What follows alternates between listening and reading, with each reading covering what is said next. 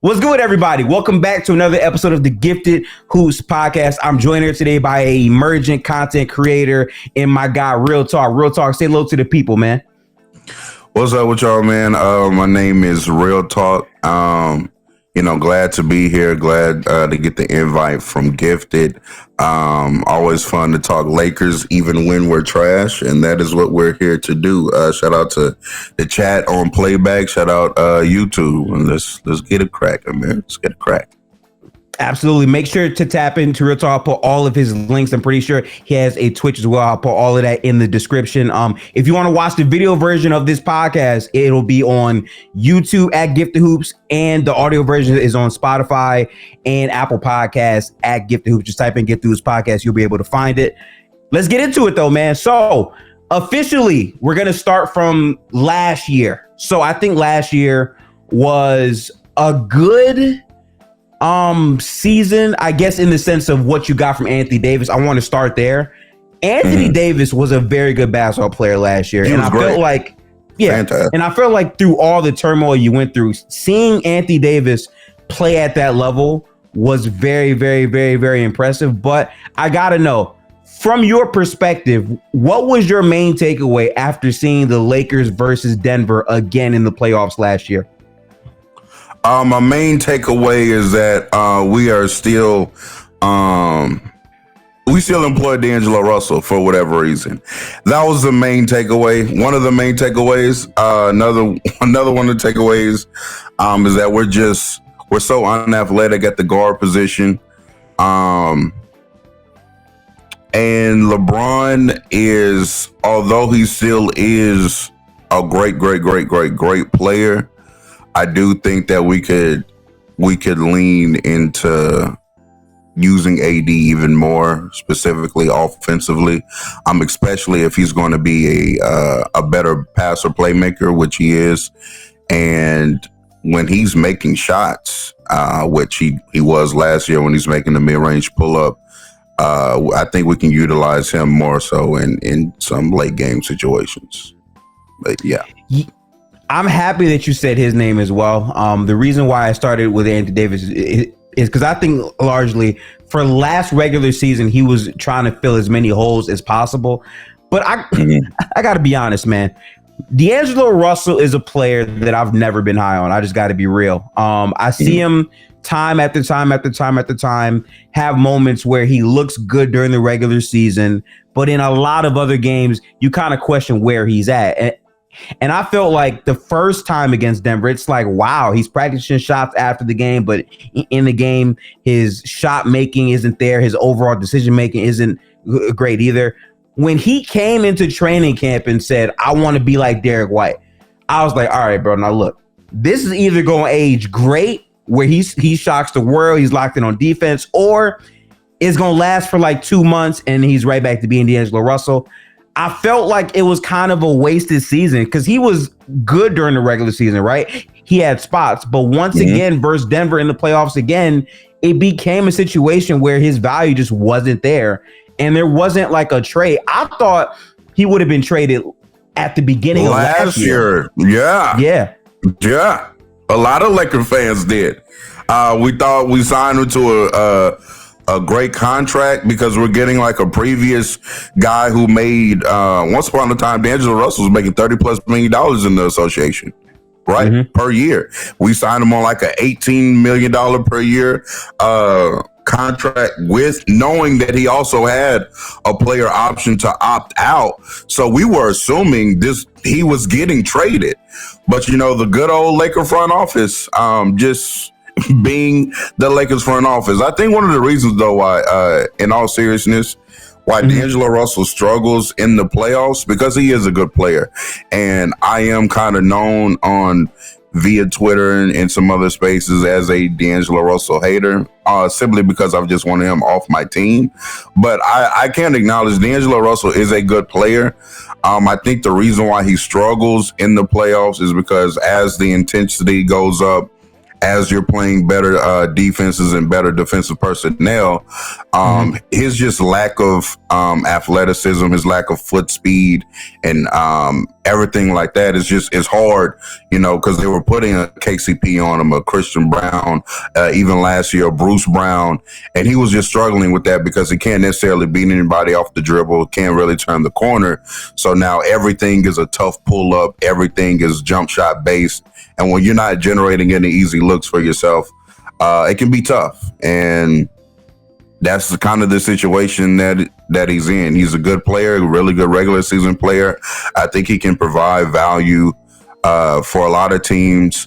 I would have liked to see him on the like the Magic or a team that with like great defensive personnel around him. Because also one of the things is he can't guard. Can't guard me, let alone some of these NBA guards. So he can't guard. He's not athletic, and then that turns into just everything being a tough pull-up jumper. And if it's falling, it's great, but if it's not, you get 0 points out of him. Which we had a playoff game against Denver this year where he got 0 points as a starting point guard. Yes, you did. I watched that game. I think you hit it right on the head, right? I think D'Lo's struggles come from the fact that he's a very skilled player. And sometimes that's to his overall detriment because his play style is more so finesse. He's not really trying to draw contact consistently. So when you put a body on him and he can't beat them off of the dribble, he settles for the skill because that's what his game is mainly predicated on. And I feel like if his shot isn't falling, he doesn't have a lot of games where he's still able to have a good overall impactful game. I feel like if his shot goes, his confidence kind of goes with it. And he doesn't know how to balance being shot happy with making the right basketball play. But there's another guard we should talk about because this is the third year of their pairing as well with Austin Reeves, where I felt like 2 years ago when Dennis Schroeder was taking the ball out of his hands in the second halves of games, it felt like it was bad for Lakers because whenever he was like being utilized more in those spots, I felt like good things were happening.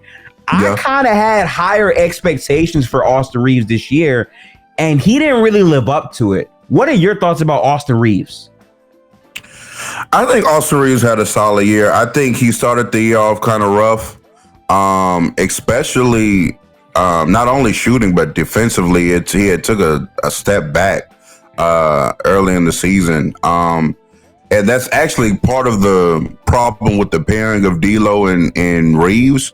I think they're kind of redundant, and then they also have the same problems, right? So we have no real POA at the guard position with the starting lineup of D'Lo and Reeves. And then offensively, they do somewhat of the same things.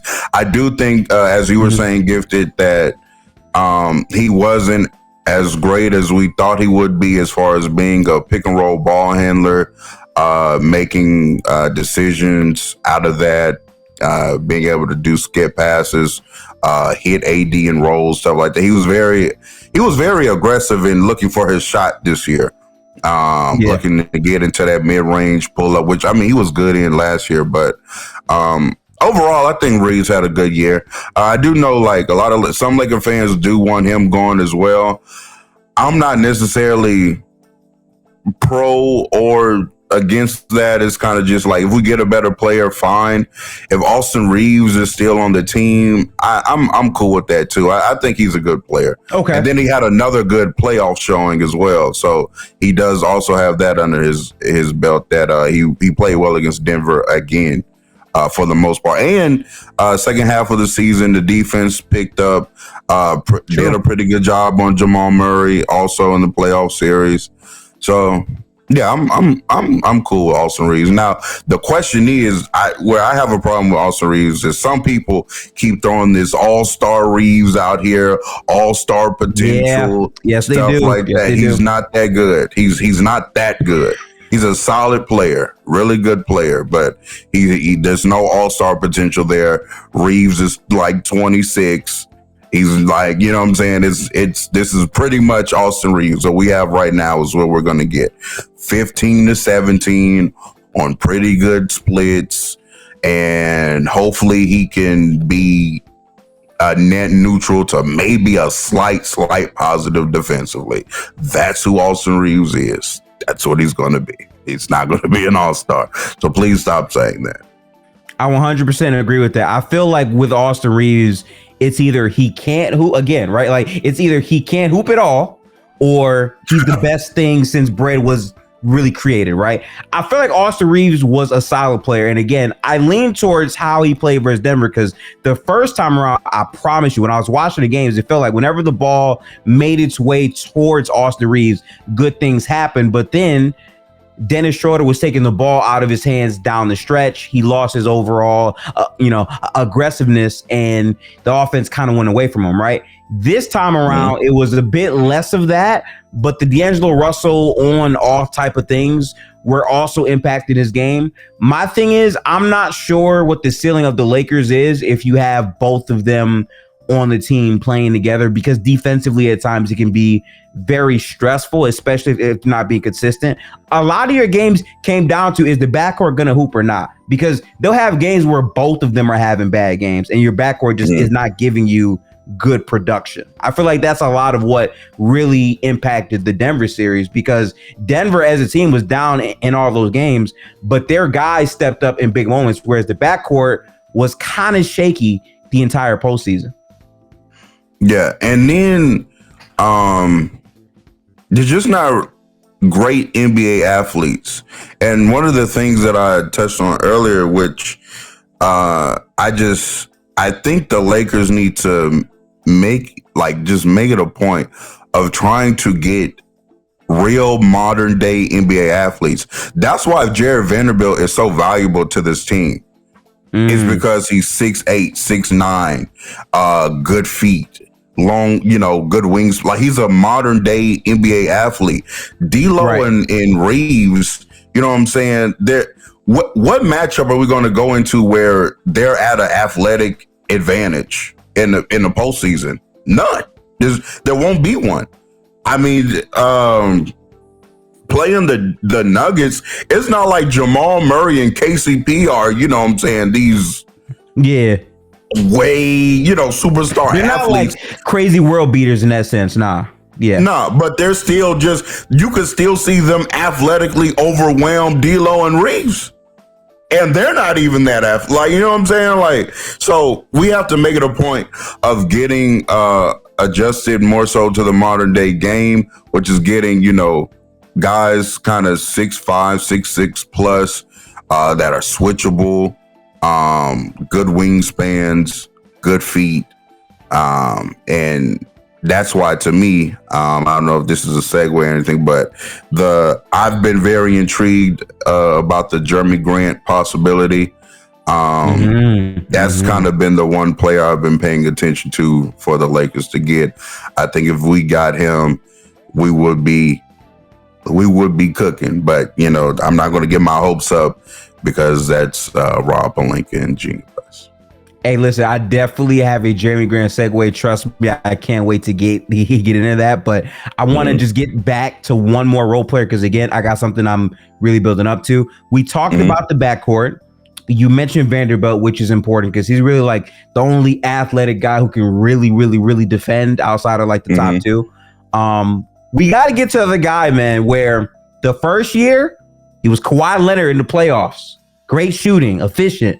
Oh, and man, I forgot about this guy. Yeah. Yes, and then last year, he's the reason why Michael Porter Jr. averaged 25, because he could not focus on where he was off the ball.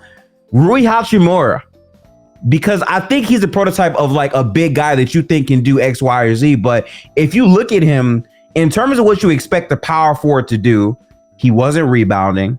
His defense was god awful. His shot wasn't falling. He didn't attack closeouts nearly consistently enough. Where does he fit in on this team to you? Rui is an interesting player, and it's not even just like where he fits on this team. I don't even really, because Rui is like 6'9", 235, right? And so physically, he looks like he should be able to be productive as a rebounder, maybe give you some weak side rim protection from him. And granted, he blocks a shot every, blue moon around the rim or something like that. But he doesn't rebound. He doesn't do like big men duties well. So playing him at the 4 is tough. And then if you want to try to slide him to the 3, he's too slow-footed to guard anybody on the perimeter. And then he gets lost off ball. Like you said, Michael Porter Jr. was holy hell. Him alive, bro. Yeah, it was bad. Because he gets lost. So, I don't know. I mean, Rui Hachimura is definitely, he shot the ball bad against Denver this year, but he's a good scorer. I won't take that away from him. He has a mid-range game. His three-point shooting has really developed throughout the years too. He's been a good three-point shooter for the Lakers for the most part since he's been here. He's another guy though. I'm comfortable in trading though. Him, D'Lo. Okay.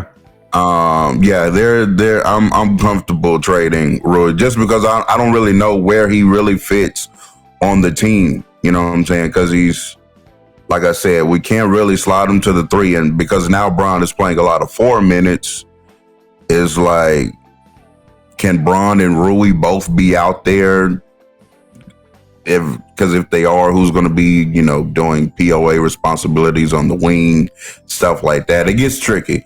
So, yeah, I'm comfortable trading Rui. I don't really know if he has too much of a spot on this team. This is perfect. So look, I was building up to this real talk, right? Again, I came very prepared. So notice you're going through all the role players. What's next is how we utilize these role players. Darvin Ham for the Los Angeles Lakers.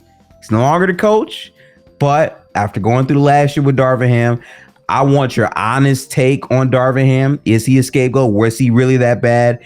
And what do you think JJ Redick can do in place to better utilize those players in different roles? What do you think about that? Well, Darvin Ham for 2 straight years had a boo on the team, a boo or a bay, whichever one you prefer, that just got too many minutes. Year 1, it was Dennis Schroeder. His favorite this year was Taurean Prince. So I think, overplaying Taurean Prince. We had a stat this year gifted like during the regular season. It was crazy. It was actually insane. It was like when Taurean Prince played like 24 or less minutes, we were like 22-2 or so. It was crazy. It was insane how much better we were when Taurean Prince was off the floor. To me, that was like his main issue last year. Taurean Prince, Cam Reddish were just 2 players that just for whatever reason had to be on the floor. I didn't get it, but to him that made sense. There was in the game where it stuck out like a sore thumb gifted. If you remember when we were in Lowe's room, we were playing y'all. It was a game where like I think it went to like double overtime or something like that in Golden State. I remember that game. Yep. Bro. Taurean Prince started. When Taurean Prince was in the game, we would be losing. When we subbed out Taurean Prince and put Jerry Vanderbilt in the game, we would take the lead. Yeah, that's true. He would then still take Vanderbilt out and put in Taurean Prince, and then we would start losing again. So I'm like, okay, bro, what more do you have to see? It's like usually plus minus isn't like the greatest of indicators or it doesn't tell the whole story, but that game, Taurean Prince was negative 28 or whatever it was, and Vanderbilt like plus 30 was like very accurate. That shit was insane to watch live, and just to watch him continue to play Taurean Prince was absolutely just amazing to me. I was just flabbergasted. But then, he had a relationship with him because he played. I think he coached him in Atlanta. Same thing with Dennis Schroeder the previous year. He had like previous relationships with him from other teams. So he had a rotation problem. By the way, that he left the Lakers to go to the Bucks to be with him. That's how strong they bond was. That is true. Yeah, him and his boo are now in Milwaukee. So to be honest, though, I do think that he caught and this is now, being less emotional about it because, the season's already over and stuff. I do think he was better than what some have given him credit for, I will say, especially offensively. It was some guy who was like Crane's basketball or something like that on Twitter. I'm sorry if I didn't get your name right, but he was tracking when we ran sets, right? And when we ran sets, we were a damn good offense, especially at the time when he finally starts Rui. Rui, if you remember, like towards the end of that season, was on a ridiculous stretch. Rui was shooting like 71% true shooting. Yeah. He wasn't missing from three. He was hitting damn near every mid-range pull-up. He was going crazy. And our offense was clicking, and especially when we ran his sets. So I think offensively, he may be a bit better than some give him credit for. I think his main issue was, like I said, rotations, having favorites, and it being very obvious. I think early in the season, like 10 games into the season, he benches Austin Reeves. He also during the season benched D'Lo. All before like he benched Taurean Prince. I'm talking about like we're benching players way better than Taurean Prince before we benched Taurean Prince. So just that whole situation was odd and strange, but I'll give it to him. He really showed himself to be good offensively, at least better than what I anticipated and thought of him initially. So I will give him that. And as far as JJ Redick, also to be fair about Darvin Ham, I don't think he was provided the best of rosters also. And so transitioning to JJ, I don't know if we've given JJ all of the necessary pieces. So I don't really know if we can do anything better defensively. I think JJ's is going to lean more into what Darvin Ham tapped into like post All-Star break, which is the spacing, getting up threes, and just leaning into trying to be an elite offense. Because we don't really have great defensive personnel anyway outside of AD and Vando. So just leaning into being a great offense. I think that's going to be JJ's plan. His press conferences indicate that. He talks about offense all the time. He talks about spacing. Using AD more as an offensive hub is also something that he hit on. That'll be interesting to see if AD can, get into his Sabonis Jokic bag with the dribble handoffs and stuff like that. If you're a betting man, as I am, I'm about to give y'all some game. Bet the over on AD assists early in the season because it's going to be low. And if we are using him in more dribble handoffs, right? Because Jokic and Sabonis get a good amount of fake assists. I call them fake assists, gifted. The dribble handoff assist is fake. That shouldn't be a stat, in my opinion. That shouldn't be an assist, but it is what it is. So if we're doing more of that with AD and he's getting 2 or 3 fake assists more per game, he's going to be clearing that line. So until the books adjust, which they do, early in the season, take the over on AD assists. I just gave y'all some free game, free money.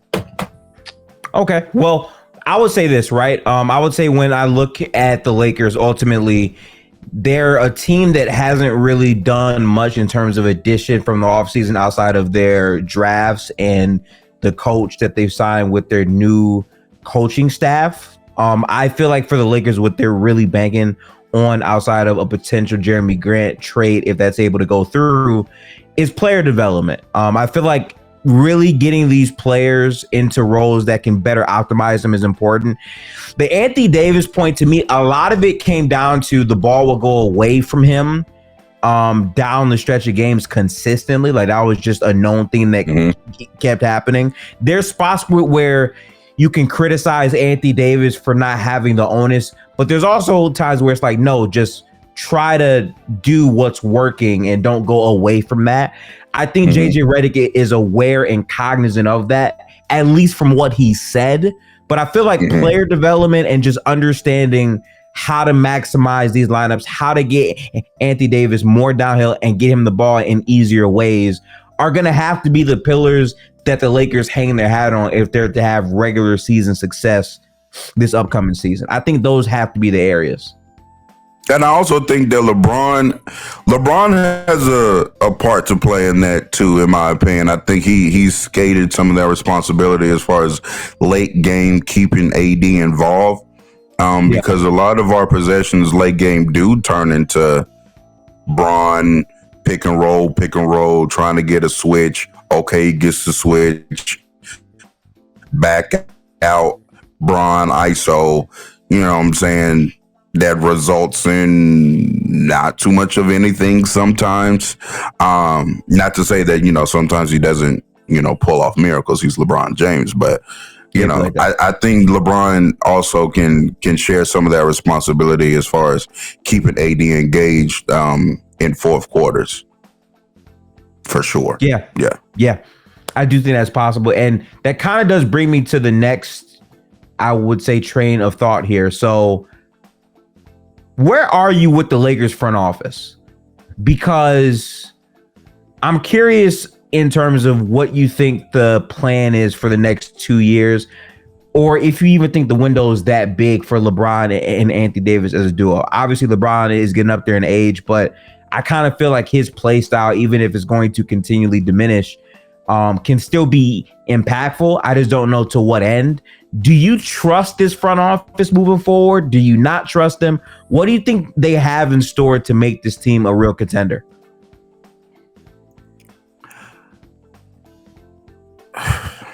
Gifted, can we cuss on here? Yes, you can. Yes, you can. This front office is a travesty. They're an embarrassment. And if AD and LeBron want to ever win again, they should leave. I do not trust this front office whatsoever. They're one of the worst in the association. I'm embarrassed as a Laker fan as for what has transpired in Los Angeles. It's a travesty, Gifted. It's fucking ridiculous, bro. I don't get it. Last year, going back to the D'Lo situation, everybody and their mama thought D'Lo was going to be traded, at least by the trade deadline. What these dumbasses do, keep him on the roster for him to be a bum in the playoffs again. Oh, Gifted. We're going to focus on... Oh, wait. Let's back up before I even get there. Then what are the excuses all off season? Oh, why would we make a trade this year? Oh, wait. Also, Gifted, here was my favorite one last year. What are these marginal moves? They're not going to do anything. Marginal moves. They don't move the needle. Gifted. Meanwhile, Dallas goes and gets Daniel Gafford and PJ Washington and make the fucking finals. Those could be considered marginal moves, and they got them to the finals. Anywhoosies, last year, what did they tell us? Why would we make moves now? We're going to have the 7th. We're going to have another first-round pick that we can throw into the ring come next year, so now we can get a better player, right? That's why we can't get DeJounte Murray. That's why we're not going to trade for DeJounte Murray right now, because we could get Donovan Mitchell. You remember that, Gifted? You remember when Laker niggas was talking about we're going to get Donovan Mitchell because we're going to have another first-round draft pick? Yeah. We're going to have another first-round draft pick, right? We're going to have another one that we can throw in a deal. What do we do as soon as we get that 17th pick this year? We draft another player and don't trade the goddamn pick. So all of that was lies last year that they were trying to throw out. We still haven't made a move this year. You know what we've done this offseason? Oh, the big move? We re-signed Max Christie. Oh, yeah. That's moving the needle. So, yeah, they're not a serious organization. If LeBron and AD ever want to win again, they should leave. That's my personal thoughts. This front office is trash. They're an embarrassment, and they're just worried about making money because, unlike other owners, Jeannie Buss really only gets money from the team. It's not like, Steve Ballmer and them, got real money from Microsoft. and stuff like that. But you know, Jeannie's kind of broke in her as compared to her contemporaries. So she doesn't want to go into the apron. She's cool just re-signing LeBron. If you have LeBron, you're going to sell tickets. You're going to sell merchandise. You're going to be able, the popcorn's going to be bought. The Cokes are going to be bought at the concession stands. Mm-hmm. You're going to have, the park is going to be filled up. You're going to charge for that. You're going to make all your money when LeBron James is on your roster. So that's why we were willing to give him whatever he wanted. That's why we were willing to draft Bronny. That's why, because Jeannie's just about her dollar. So it is what it is. If they want to win again, and they're both still very much good enough to still compete on at a championship level, especially Anthony Davis. Anthony Davis right now to me is a top 5 player. Top 5 player right now. Been playing at top 5 level. And LeBron is definitely still top 10. So if they want to win, they should leave. But because they're not winning shit on this team. Not with Jeannie and Rob Pelinka. Absolutely not. So I'm not a Lakers fan, you know that. But looking at this team, the reason why I would be hard on the front office, beyond the moves they may or may not have made, is what the clear pattern has been is when it's time to show the money to get moves that could shift the roster done, they've shown time and time again to be basically penny pitchers where they don't want to spend. They don't want to dump whatever they might have to dump. And I understand, right? I get the idea of if we make this move and it don't work, we're stuck and this is our team and we can't do much. But at every single point, you cannot be lowballing just thinking, okay, we're the Lakers. I'll give you a prime example, right? And again, this is not me saying that Dan Hurley was going to be a great coach. Because again, I'm not a fan of just saying, oh, he's a powerhouse in college. He'd be great.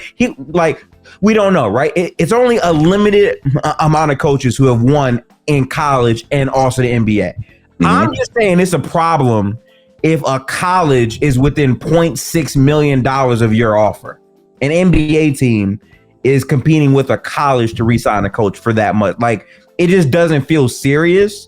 And I kind of feel like if you're the Lakers, you have LeBron and you have Anthony Davis waiting around for picks and players when there's a bunch of teams that are trying to stay under the cap that can just outbid you when they want to, and you lose out on these players, i.e. a New Orleans Pelicans trading some picks, but they still have a ton of picks still, getting the player that you wanted in season.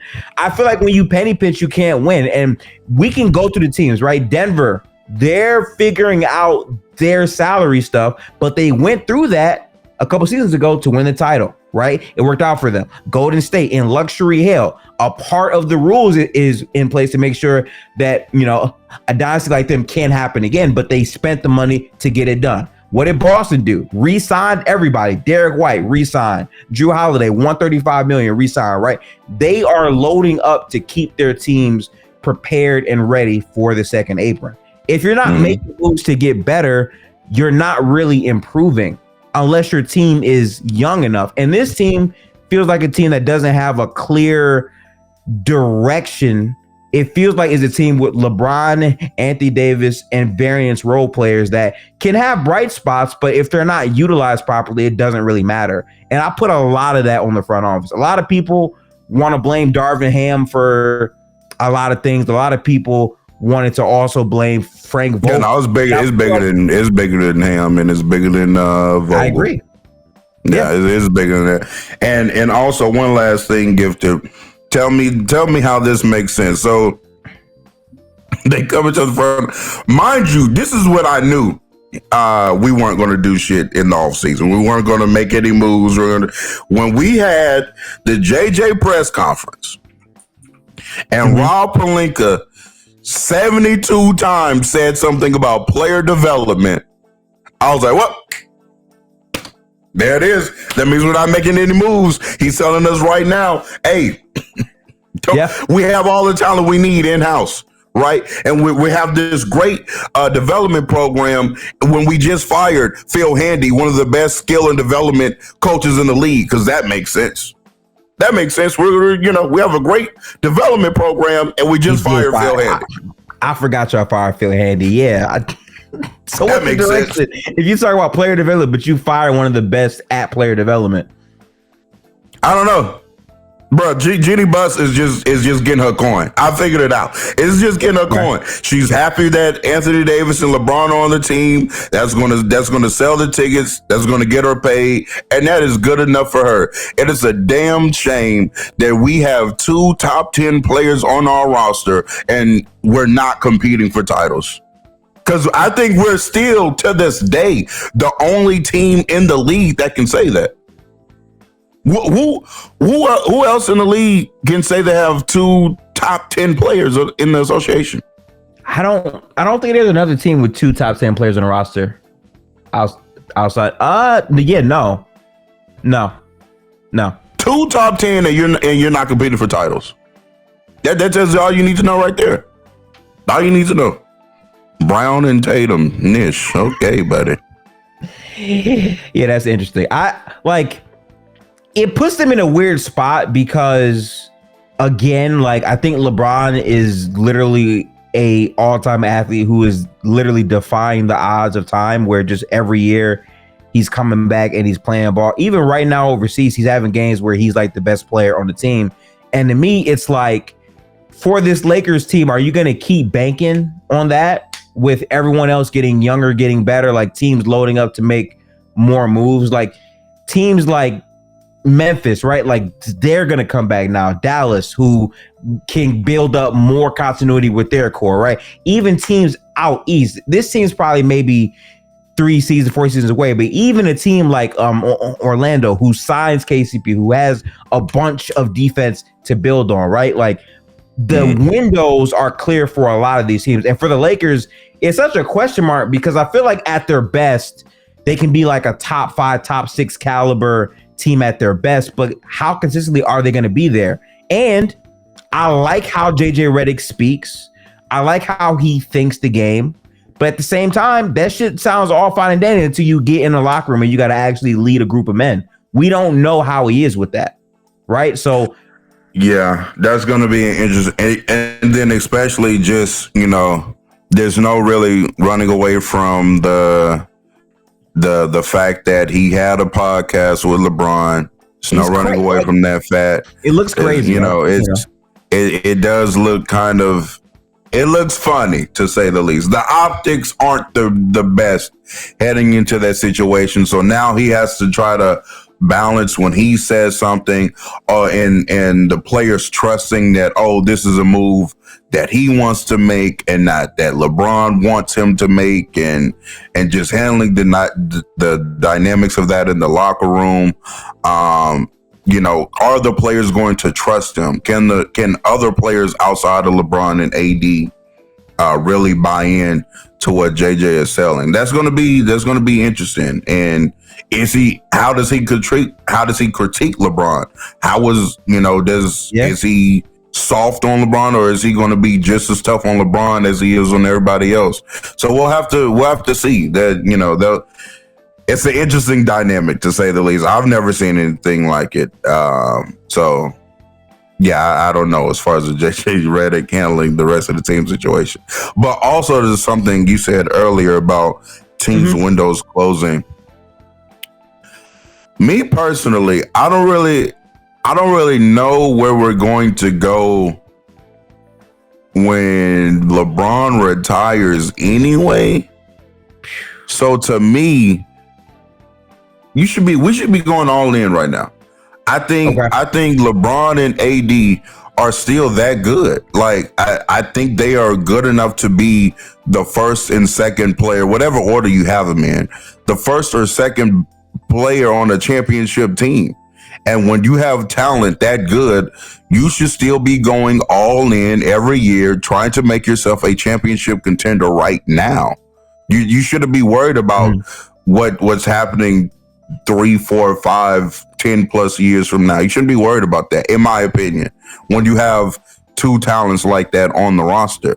And to me, even if you go all in and you don't necessarily win a championship, to me, teams that do that aren't failures. I wouldn't look at us as a failure if we made moves, especially just moves that make sense and it just doesn't work out. I don't like for example, like the tenure in Houston for Harden when the Rockets, he was like, oh, let's get Dwight. Oh, that didn't work. Okay, let's get Chris Paul. Oh, that didn't work. Okay, let's get to me, that's not that Rockets that Harden Rockets tenure isn't a failure.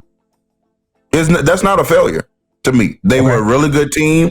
They were on the cusp, for some time, and they ran into the Warriors. It is what it like.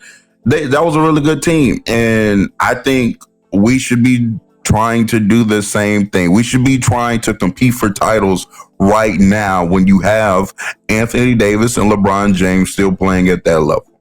You owe it to them to do that. So I feel like I'm like 50-50 on that, right? Because I feel like we see teams often, and by the way, I think the biggest example of this would be the Phoenix Suns, right? Where you have a great player, you see the option to get another great player, you trade for Kevin Durant. That doesn't work out the first year, but obviously because he literally just got signed to the team.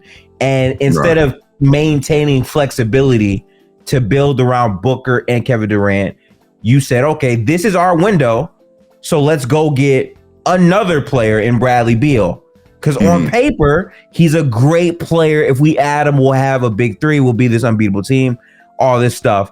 And then it's like, but you realize you're trading for one of the worst contracts in the league. He gets hurt all the time. And when he is healthy, he's not the same Bradley Beal he was, who was leading the league in points per game before the injuries, right? So to me, it's like doing that now, you're in a spot where, well, shit, our roster every year is just vet minimum additions. We're in second cap hell. We can't improve our team and we're stuck. So now it's, well, damn, we have to move one of our big pieces to make a move. Oh, wait, Bradley Beal has no trade clause. We can't trade him. So now it's between Kevin Durant or Booker. To me, it's like putting yourself in that type of situation is the fear that a lot of teams have, which stops them from overspending, which stops them from getting into, I would say, cap hell. I kind of feel like with the Houston Rockets, right? I do consider it a failure because at the end of the day, they were going for a title, but I think it's a bigger failure to not go for it. If you have a player like James Harden's caliber, to not put a Chris Paul next to him when you have the opportunity doesn't make any sense, especially when we saw like they lost to one of the best teams, if not the best. I think it is teams of all time. You fight for that. I think if you're the Lakers, you're in a position where continuity is not going to be on your side. Because at the end of the day, no matter what they do, I think this year for the Lakers might be a bye week year just because you're adding a new coach. We don't see it too often where a rookie head coach joins a aging older team and they win first year. Normally it's a system. They got to buy in. They got to learn their roles. They got to develop. And then like the next year, okay, we go all the way full. To me, you got to make a move, yes, but what's going to move the needle? Do you think this team is a Jeremy Grant away from a title in your mind? I think we're a Jeremy Grant move away from being one of the better teams in the West. Okay. I don't know if that beats Boston, but I do think it puts us in like, could we make the Western Conference Finals? I think it puts us in like we'll see. We'll definitely be a better team. But I wanted to touch back on something you said because I don't equate going all in as to getting a third star. What I mean by going all in is like depth, right? Right.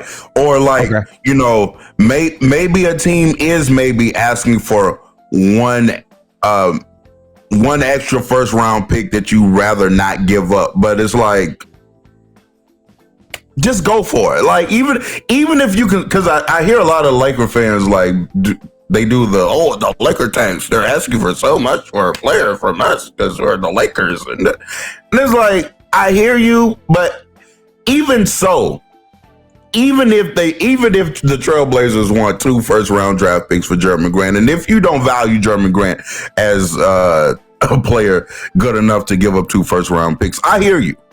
I hear you.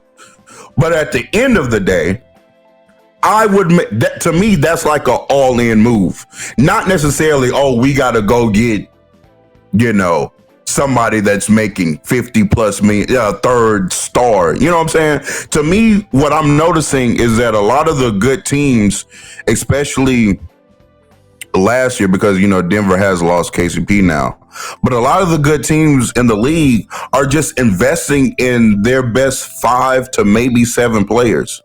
You know what I'm saying? So especially under this, the new CBA deal, I think most good teams, and if you pay attention, they're just going to invest in having the best 5 to 7 players that they can possibly have. And then the rest of the roster is probably going to be vet mints at this point. You know what I'm saying? Boston, they spent their money on Derek White. They spent their money on Drew Holiday. They spent their money on Brown. They spent their money on Tatum, and they traded for Porzingis after his deal, right? So they're locked in. That's going to be their 5. Denver last year had their money spent on there's Murray, MPJ, KCP, Jokic, and Gordon. That was their 5. Yeah.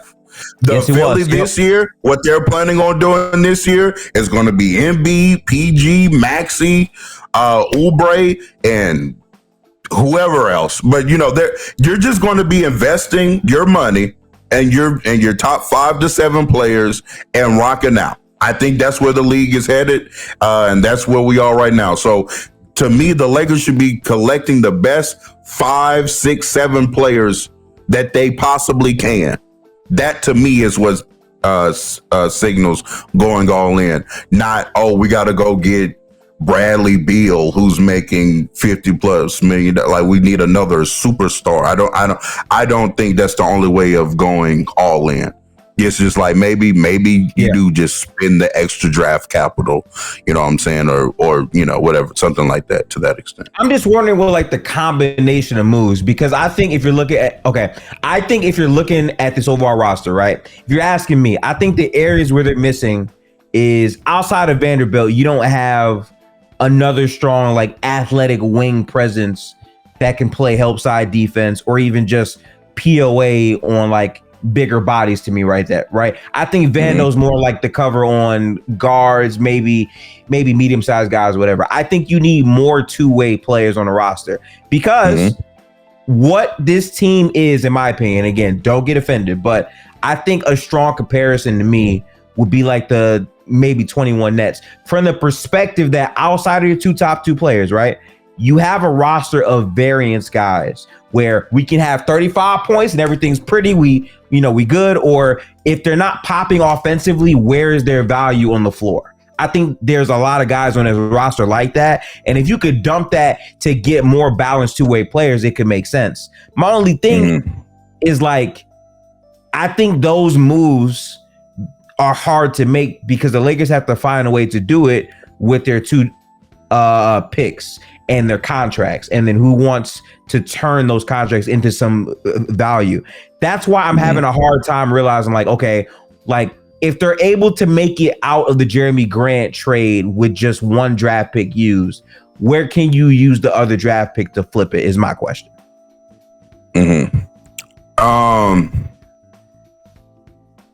If we were to get Grant, I think that addresses, some of the issues you were just speaking on, as far as another wing that can compete defensively. And I really like us getting Grant, man. I think if we get Grant, and again, I'm somebody that, because I really don't know the next move outside of that gifted, to be honest with you. I mean, maybe the Nets, the Nets. Possibly. Maybe if you're looking at a Dorian Finney or a Cam Johnson. Cam Johnson, maybe. Yeah. Also, when we were in the talk, when I saw those reports earlier this offseason about Cam Johnson, I was really excited for that too, because we have yet to really find like a knockdown like shooter type, like shooter, and we haven't. And on top of that, he's 6'8".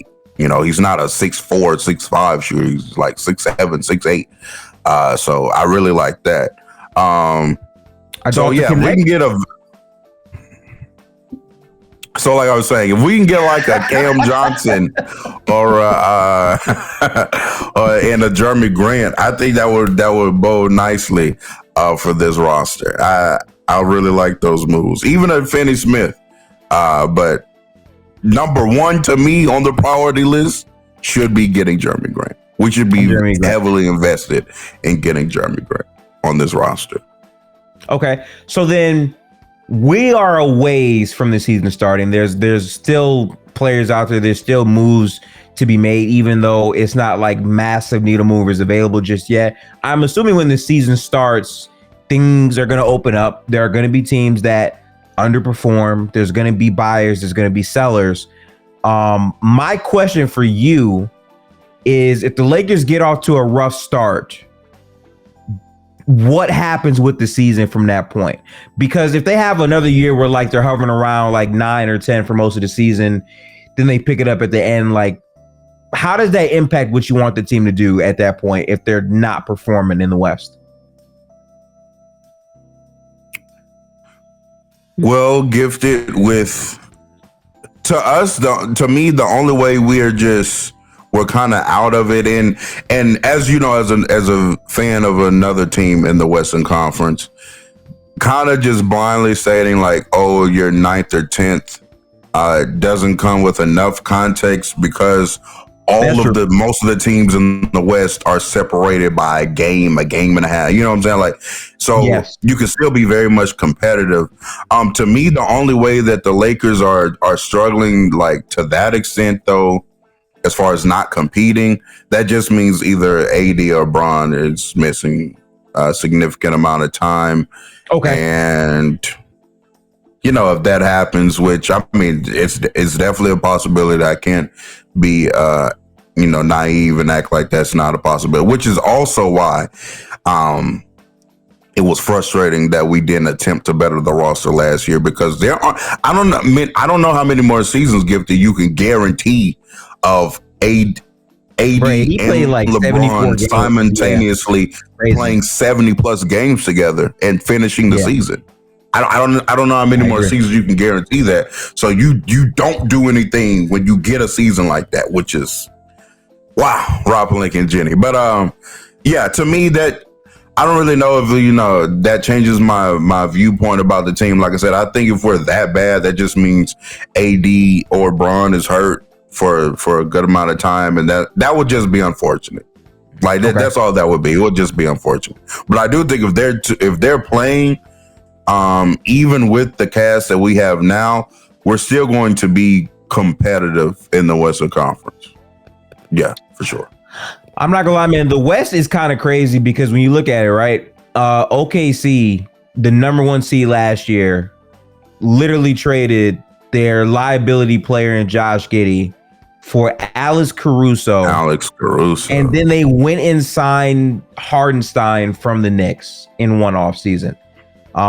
They might be like a 60+ win team this year. I would not be surprised if they happen. They're the best team in the West, for sure. I got no problem with saying that.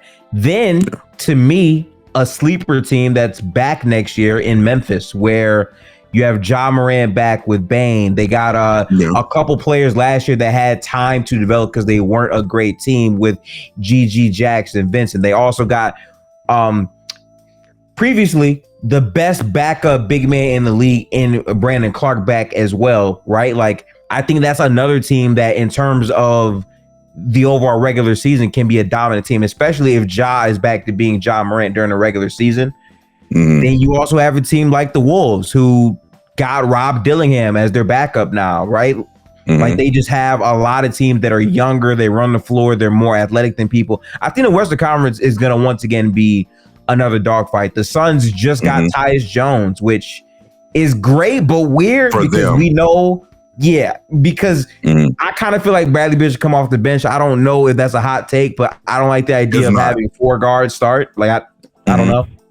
So, yeah, man, that's the Western Conference. Like, that is the West we're talking about. So, to me, if you tell me that, like, the Warriors are, like, 10 or, like I can see any scenario for any of these teams based off the top 5 or 6 in the Western Conference, because that's how deep it is.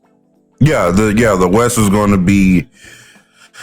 It's going to be a a great competitive season in the Western Conference this upcoming season. Because Dallas also, just to add into the list that you were saying, flipped their roster, or didn't flip their roster, but got the additions last trade deadline, and then also and got continuity over all the other teams. Mm-hmm. Yeah, they get Klay Thompson, they get Marshall. I love those moves for them, especially after they lost Derrick Jones Jr. I felt like they needed to address the POA situation and getting Marshall, who, in my estimation, is also a slightly better offensive player as well than Derrick Jones Jr. I like that for them. And of course, y'all's former Splash brother, Klay Thompson. I know tears have been shed in Golden State land, but it is what he's on a championship contending team now in Dallas. So.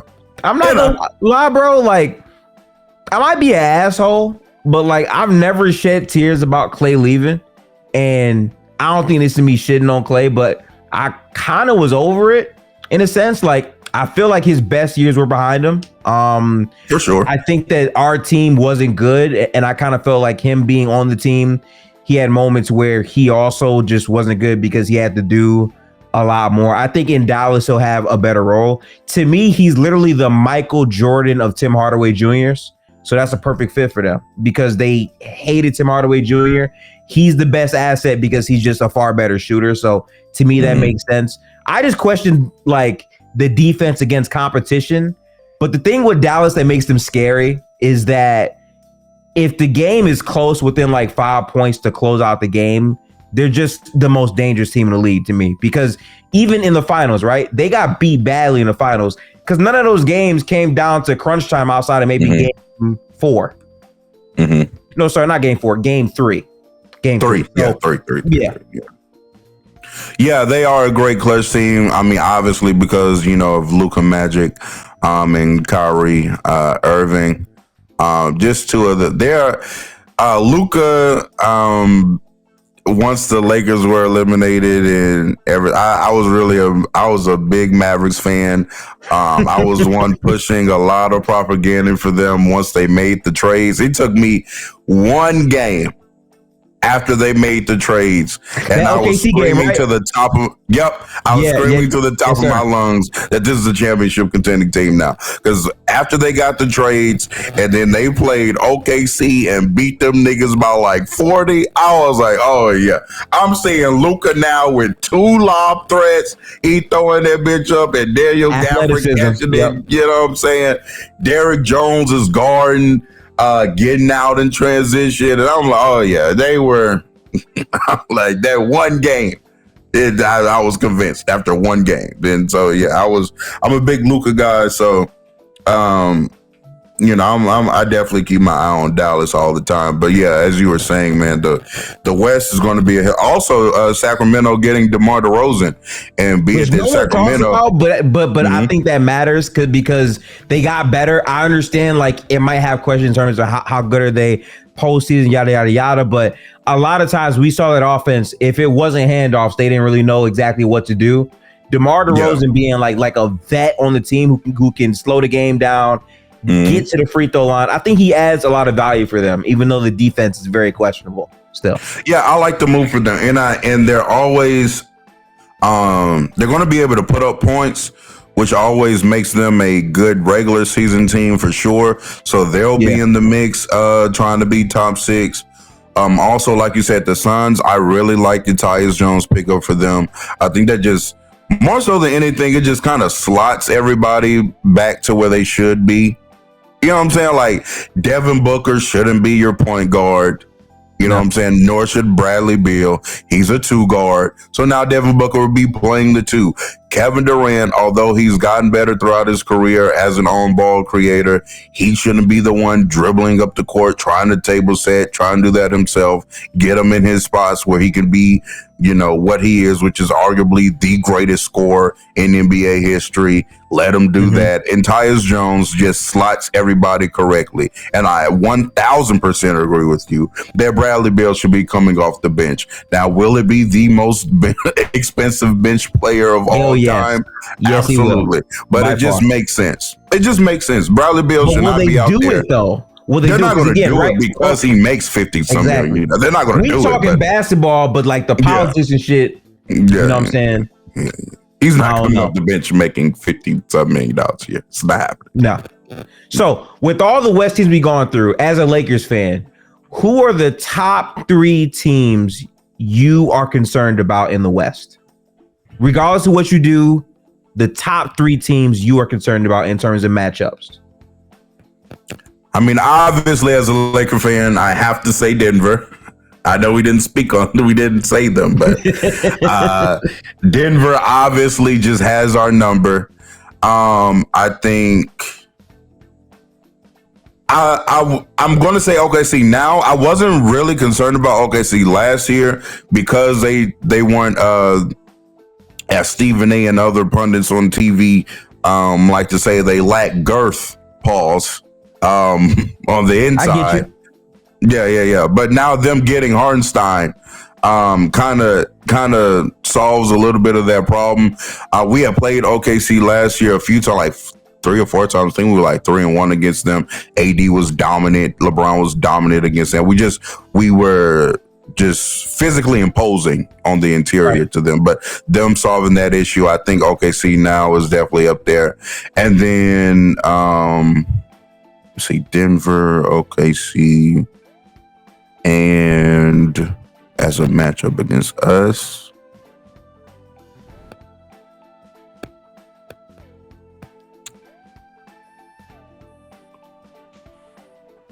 it's tough because I'm a Laker fan, so my Laker fandom still believes we can beat a lot of these teams in a series. Minnesota, I guess I'll put up there because they're a big team, I think, and then also with Jaden McDaniels, they'll be able to have him on LeBron and try to get, and cause some issues there on the perimeter, and then even when he gets to the cup, having Gobert and Cat down there, 2 7-footers. Could be concerning, but AD historically plays very well against Rudy Gobert.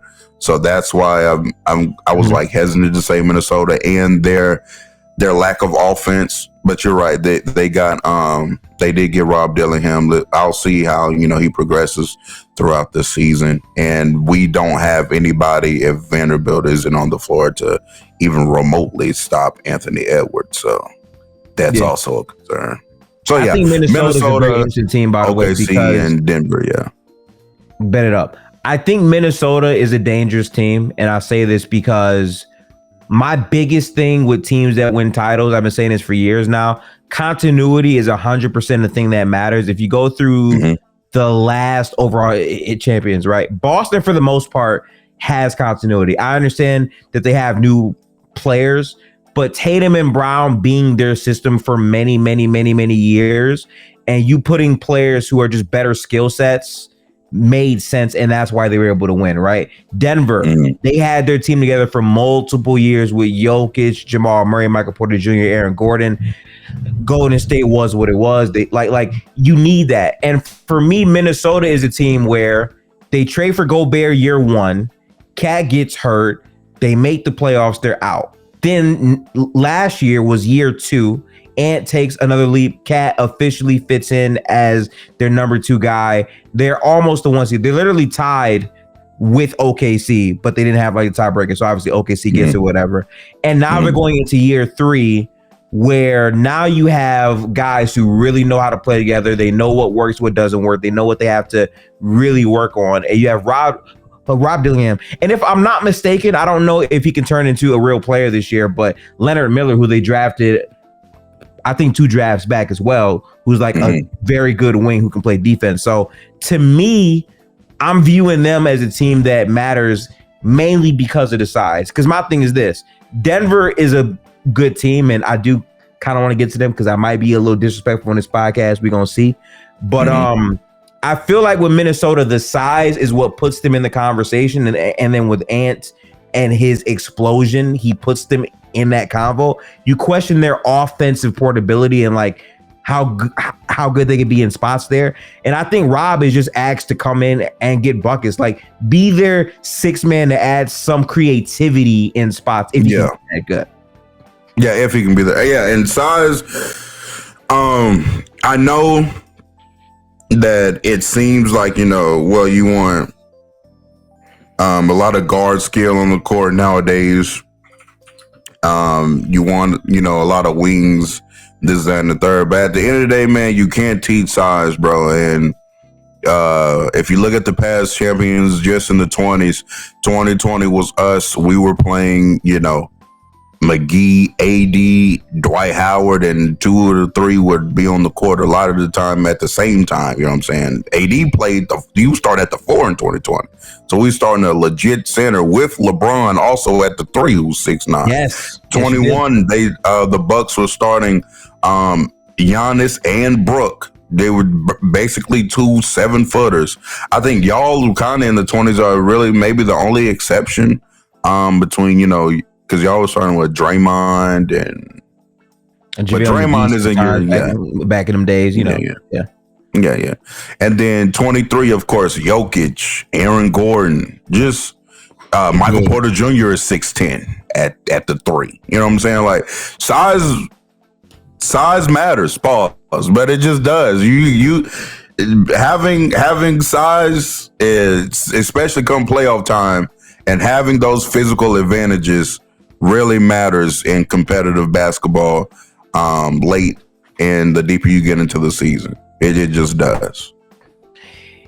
Yeah, man, I really feel like that matters because at the end of the day, when your shots aren't falling, just having guys who just have the length to contain people on the perimeter to get you stops and even using their strength to get to the free throw line, like that stuff matters, man. Like if you're in a close game, those free throws, like you have to foul Gobert sometimes because he gets the easy seal, and sure, he's a 50-50 shooter, but ironically, by you doing that, you put them in the bonus. Now Ant can be super aggro, attack, he gets fouled. Like these are things that like build up. And I feel like in the West, if you don't have size, it's tough.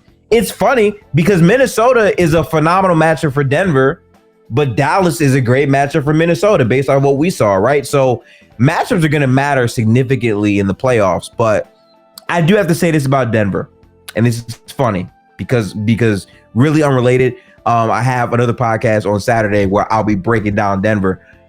I am a bit underwhelmed by Denver.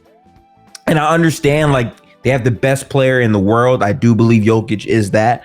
But arguably the best player in the world, arguably. Oh, okay. Arguably. But I feel like when I view their roster, the problem I'm having, real talk, is the fact that KCP is gone, and I know that's like not some big brain thing, but I'm looking at it like, okay, what was their biggest issue last year in the playoffs? And to me, it was consistent offense from other sources, and defensively they gave up a lot of value. And to me, for you to lose a guy who gave you pluses in both, even though KCP had an underwhelming postseason this year, the value from just being there as a spacer and someone who could at times ball handle, losing that and not really replacing that with anything is questionable. I actually think Westbrook makes them better in the regular season. But a lot of their growth is kind of like y'all, where it's based off player development. Can you make Peyton Watson into a real player? Yep. Can you make Christian Brown, Julian Strawther? And it's like, if they can't get that, to me, it's like they're not going to be as high on the pecking order for me in terms of team in the West. I kind of have them as like a 4 or 5 seed range team, which might sound crazy, but I think during a regular season setting, I think Memphis could be a team that's better than them. I think Dallas could be, and I think OKC and Minnesota are like the class of the West, which might sound disrespectful, but that's how I'm looking at it. No, I actually agree with you. I do think that's going to be a loss. Losing KCP, and some people were saying last year that, it was a step back that they lost Bruce Brown, just having somebody else that could just bring the ball up, initiate some offense, be a ball handler in the pick and roll. And that lack of versatility offensively, especially when Jamal Murray is struggling, really showed this playoff run. And which is why also I was one just really trying to give Jamal Murray a lot of flowers for the 2023 Nuggets, because he was playing at such a level, because it really is, at the end of the day, especially at the end of games, it's dead as it's predicated on Jamal. Yeah. It's just absolutely it's them two, and just make plays or make these ridiculous shots, and they were doing it. They just were. So if Jamal Murray and to me, Christian Brown, for as far as starting at the 2 guard, I don't think they lose too much defensively. I do think Christian Brown is a hell of a defender, honestly. But he's playing good defense against Ant. Yeah. Christian Brown can guard, so I don't think they lose much there. But where they do lose value, as far as losing KCP, is, as you said, the spacing. I don't know if teams are going to respect Christian Brown as a shooter. He'll have to showcase throughout the season that he can consistently hit open shots. And even if he does, it'll be his first time being asked to do that as a starter in a playoff setting. So even then, teams are probably still not respected to a certain, especially not to the extent that they respected KCP, somebody who's, been a 2-time champion now, and, showed that he can do it in playoff settings. So I do think they take a step back. As far as the Russell Westbrook edition, I do think just because he is another ball handler, somebody that can get downhill, like you said, in the regular season, that could bring some value to them. Westbrook kind of gets, ever since joining and leaving my team, is kind of, a lot of nasty propaganda against him. Yeah. He's talked about he's the worst player in the NBA. He's not. He can bring some positives to that Nuggets team in the regular season. Now, how he does in the playoffs, we'll have to see. You can't play them all together. To me, you can't have a lineup of Jokic, Aaron Gordon, Russell Westbrook. You can't do that. You can't. No, you can't. Yeah, and that's exactly what I was just about to say. He can't play with Aaron Gordon. So that'll be an interesting Rubik's Cube they have to solve in the playoffs. But yeah, he'll bring some regular season value to them for sure. Absolutely. Yeah. And I just want to say this in a vacuum because this sounds crazy, but it's true, right? If you think about it, they lost their second best defender on the team. Mm-hmm. Yeah. Yeah. That is a real loss. So I'm just saying, I think the jury is out on them. I think they're still a very good team. Let's not get it all the way messed up where there's some playing team. I don't think that. I just think it's going to be more on Jokic's plate than he had last year for this upcoming season. And that might carry through during the regular season. But in terms of playoff matchups, I think they're just a lot more weaker links to target if Christian Brown, Julian Strawther, or Peyton Watson don't take that offensive lead. And it has to be a big offensive lead. It can't be somewhere it's he's shooting 50% on 2 threes a game. It's got to be something okay, Christian Brown is taking 5 threes a game. All right, I can see something now. Yeah. You know what I'm saying? You got to make something shake with that. I feel like. Absolutely. And also throw Peyton Watson into that list because Peyton Watson, great defender, but he has to show offensive value to stay on the court. He does. He just needs to. With Brown, Watson, Strawther, when I've watched him play, seems like a knockdown shooter. I don't watch too much of Denver like that, so I don't really know why he hasn't played. Maybe he's a bad defender or something like that. I'm not sure. But yeah, Brown and Watson definitely have to take leaps offensively for the Denver Nuggets to still be a championship level team. They'll still be, even if they don't, just off Jokic, they're going to make the playoffs. You know, if you have Jokic on the team, you're going to make the playoffs. You're going to compete as far as that. But championship level team, yeah, I don't see it this year for them. I don't. Which now takes me to the biggest question of the podcast, straight up. These are hypotheticals, okay? Mm-hmm. You make no moves, nothing changes. You have JJ Redick, you have LeBron James, you have Anthony Davis. Your roster is what it is. Is this a contender? Like a real contender that can win a title this year as currently constructed to you, real talk? No. We're not a championship contender. We're a playoff team. We're not a championship contender. We're not. Nah. Word up.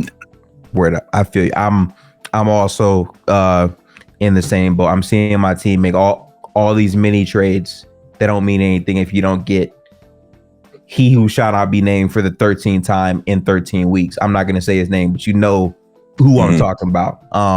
So I would have loved it if we targeted and got him too, but he would be so good on the Lakers, bro. Oh my goodness! Yeah. Oh my goodness! He would be so good on the Lakers. I ain't gonna lie to you. That would have took 3 first-round draft picks, though. But we drafted Dalton Connect. So there's that. You seem to not like Dalton Connect, by the way. This is the second time you have not been happy to say his name. I've noticed that. Dalton Connect's he's a cool player. You know, he's Grayson Allen. It's whatever. I think he's going to be able to shoot the ball on the NBA level. As far as on-ball creation, I don't think there's much hope there. Hopefully he can try to improve defensively. He does have some physical tools that he could be a better defender. You know, he's like 6'6".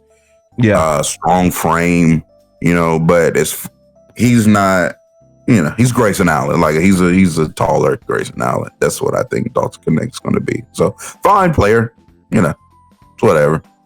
He's not the steal. To me, he's not worth drafting for the packages of a player we could have got if we added that draft pick to a package. That's what I'm saying. Okay. I don't think he's a good enough player to justify drafting instead of using that pick to try to get other assets. That's really my only problem with Connect, for real. It's not him. It's just I think we could have used that 17th pick better.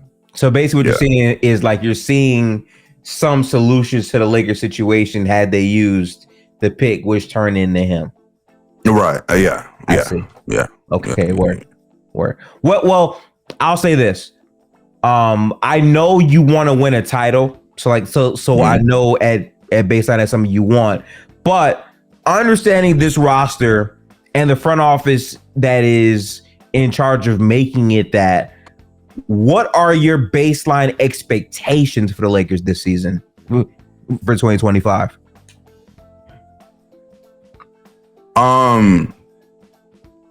Competing for, you know, a top 6 seed, around 5 or 6. I'm hoping this can be a season where we get out of the play-in. I'm tired of that stress. That is a lot of stress. Those play-in games, man. If you haven't been in the play-in, trust and believe, man. I think gifted those as well. It's tough. It's like March Madness in the NBA. It's like, because it's one game, bro. One fake shooting game, and you one fake shooting game, and it's over with. So yeah, I hope we can be maybe the 5th or 6th seed. That's kind of what I'm hoping for as far as our team this year. I do want to see if Max Christie has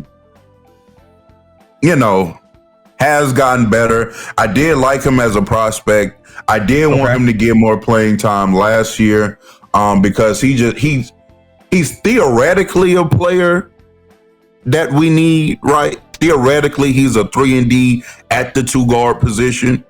So hopefully he can just do that to a good enough extent where that need is met on this team. I would have loved for him to get playing time last year, like I said, because I think that just would have aided him in the development process.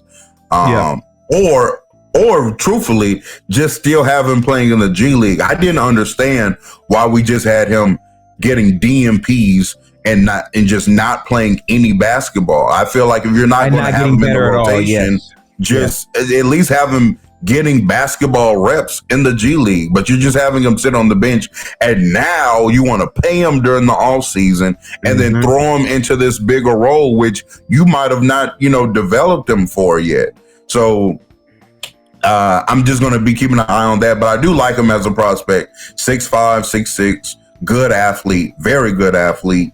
And just does have great indicators as a shooter, has proven, in his spare time, the spare time that he does get, he's around a 40% 3-point shooter. I do think that, when he's out there, you kind of see like some nervous energy to him when he has to, dribble the ball. He's not just being more comfortable on the court. And again, that to me just comes with being on the court. You know what I'm saying? Yeah. Just having, getting comfortable in the NBA game. So I think, the more reps that he gets, hopefully he gets better. And I do like him as a prospect, like I said. So I'm keeping an eye on Max Christie as well. And hopefully we move D'Angelo Russell. I just pray to God we move D'Angelo Russell. I think it's so crazy too, because after the playoffs ended, they put a microphone in his face and he was like, "Oh yeah, I'm gonna use my leverage." I'm like, wow. What leverage, D'Angelo? What leverage? What leverage? You had 0 points. You had 0 points in the game. You didn't have any leverage. After scoring 0 points. You didn't have any leverage, bro. Like, what are you talking about? D'Angelo Russell's a oh man, and I don't blame him. It was like a highly touted player in high school, like one of the top players in high school. He was that guy in college. He was like a number 2 pick. So he has a bit of main character syndrome to him, but I don't blame him. It is what it is. Like, I think he thinks D'Angelo Russell thinks D'Angelo Russell is better than a lot of other people think D'Angelo Russell is. Certainly plays like it right now. Oh yeah. Yeah. Looking off AD. You're D'Angelo Russell. Pass the ball, buddy. I barely throwing lobs to Anthony Davis, one of the best play finishers in the game. But hey, yeah, man. It seems like the Lakers are kind of at an impasse with this season, because if they're unable to win a title this year, like, I don't know. Let's say they make the playoffs, they win the first round, but they're out in the second round. Like, what does that mean for the next season? Because I would assume at some point now it's okay. Well, now you have AD and LeBron 2 years further in. You would need a massive roster shift up at that point, because now it's like if you do the same thing next year, now you're even more like. I feel like the window's 2 years now. It's either this season or next season, and it feels like after that, LeBron's probably thinking about retirement at that point. I don't know the man. I'm just saying 41 years old is a lot. I think LeBron is on.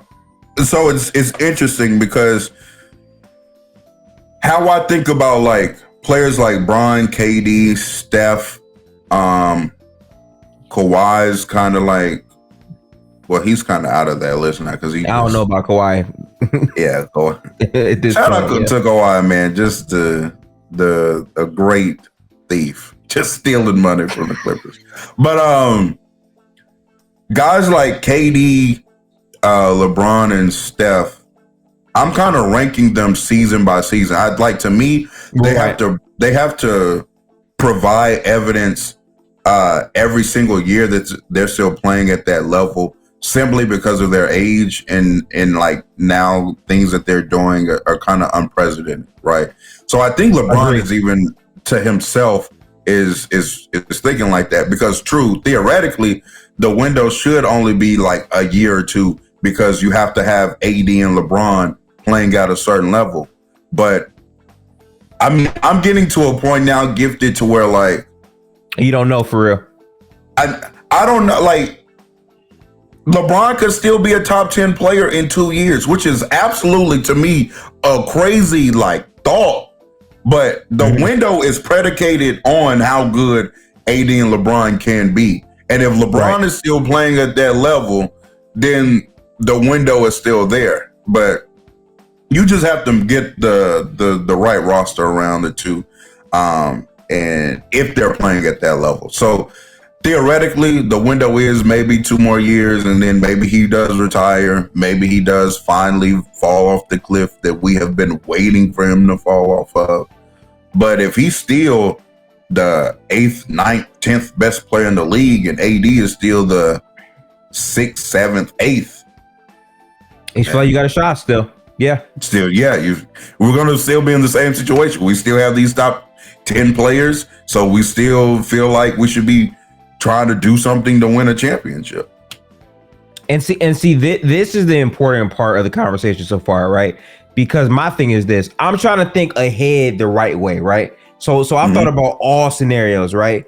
Under the scenario where LeBron is still playing at this level in 2 years, and AD is still near what he is as well, I feel like the biggest debate, especially amongst Lakers fans, what I've seen, is the third star theory or the more depth theory.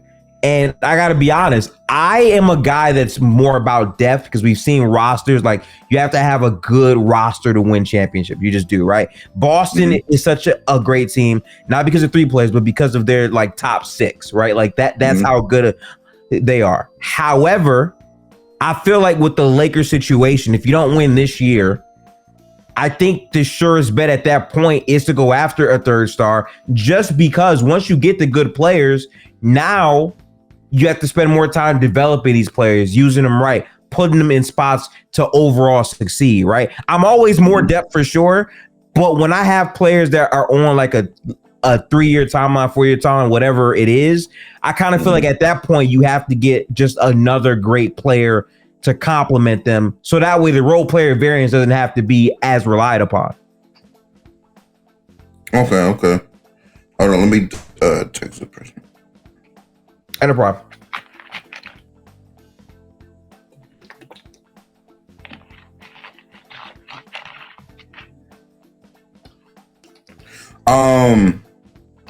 I still think we should lean more into the depth, but like I said, but not like getting, when I say depth, like still starting caliber NBA player, like still quality players, not just any old body. You know what I'm saying? Just similar to what I was saying earlier, as far as just investing in the 5-6 players. You know what I'm saying? I don't want to take away. I don't want to have to pay the third guy so much money to where now my 4th, 5th guy can't be of real quality. You know what I'm saying? I want to get 3 to 4 more quality real NBA players. You know what I'm saying? Maybe around the Jeremy Grant level, around a KCP level player. You know what I'm saying? Those are the level players I'm looking to add to the team, and not necessarily a third star, because I mean those situations now just they don't really show, and they don't show success recently. I mean, what team with a quote big 3 has won anything since? Really, the Warriors? Yeah, the Warriors. Really? Yeah. Yeah, and even then, that, I mean, is Klay Thompson or Draymond really like a third superstar that we're talking? Yeah, you know what I'm saying? Like, I don't know. In terms of like being able to go get a bucket, but just in terms of like value, in terms of like floor raising. Like, I'm with you, right? That hasn't existed basically since then. However, how I'm looking at it is, your third star doesn't have to be this guy that can't play defense. I'm just thinking like overall in a vacuum. Because again, I'm with you, right? Yeah. You always chase depth. I'm talking about in 2026, when we on this podcast again, talking about, okay, listen, they've had 2 years, they've striked out.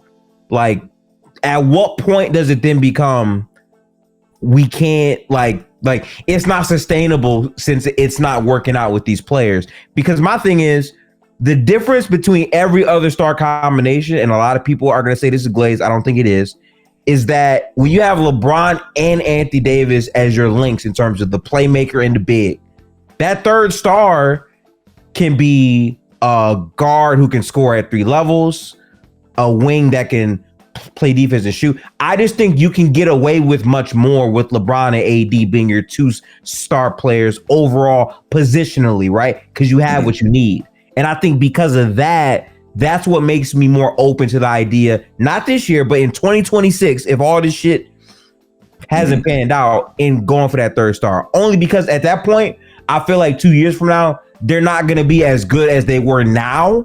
So you need a third star to basically raise the balance in 2 years, not to now. Raise the floor for right. Yeah, that makes sense. People were kind of alluding to that theory for this upcoming season, like trying to get a Trae Young or you know what I'm saying, like somebody that can alleviate LeBron and AD of some offensive responsibilities and some offensive duties, and just, you know, kind of solidify guard creation, you know, at a premium level.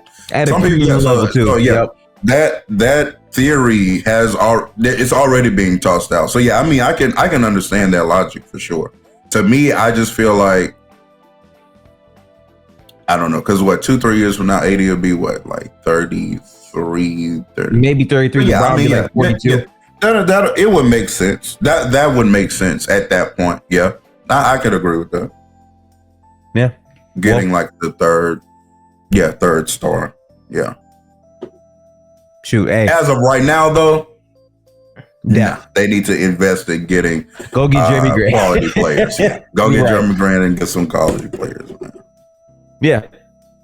Well, I think we've reviewed everything. You laid out your top 3 teams for the Lakers that you are concerned about. You laid out if you think that this team is a real contender or not. At this point, we continue to wait during the offseason. I think we're able to successfully outline the 2024 Lakers season and preview 2025. So I just want to say shout out to you. We've had a long conversation, but we talked some good basketball today. And that's the goal of these things, to talk about good basketball. I feel like we really emptied the clip on everything Lakers related.